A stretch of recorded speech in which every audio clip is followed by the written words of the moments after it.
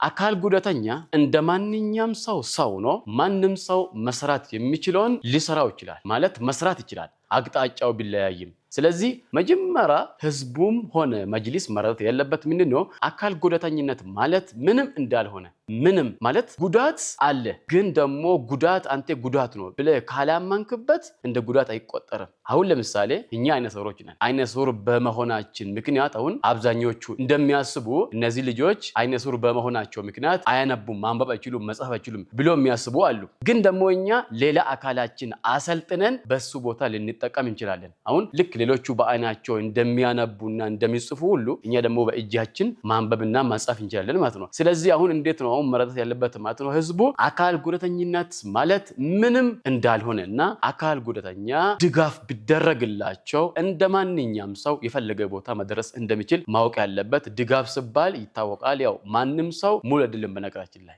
ጉዳቱ የተለያየ ጉዳት ይሆናል እንጂ ውስጣዊ ጉዳት ወይም ውጫዊ ጉዳት ሰው በራሱ ጎደሎ ነው ይባላል እና ማንንም ሰው ሙሉ ባለመሆኑ የተለያየ እርዳታ እንደሚፈልጉ ሁሉ እኛም ደግሞ ሰው በመሆናችን እና አካል ጉዳተኛ በመሆናችን ሙሉ ስላልሆነ የተለያየ ድጋፍ ከወገኖቻችን እንፈልጋለን እንጂ አካል ጉዳተኛ መሆናችንና አካል ጉዳተኝነት እንደ በታችነት ሊታይ አይገባም